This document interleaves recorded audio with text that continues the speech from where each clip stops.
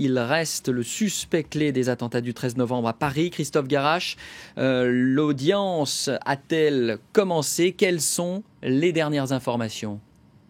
Alors, ce que l'on sait, c'est que ce n'est pas aujourd'hui que devrait être prise la décision formelle de transférer Abdeslam vers la France. Une autre audition est prévue déjà pour le 7 avril. Alors, selon nos informations, l'audition de ce matin va se poursuivre à 16 heures.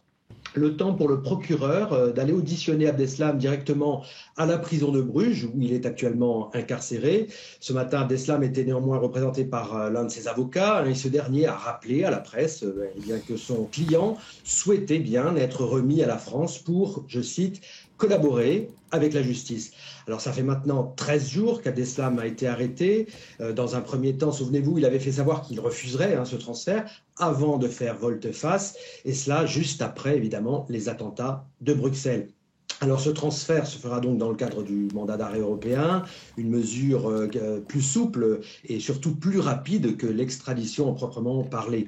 Alors le problème juridique qui se pose aujourd'hui aux autorités judiciaires est lié au fait que Abdeslam est d'ores et déjà considéré comme un co-auteur des attentats de Bruxelles.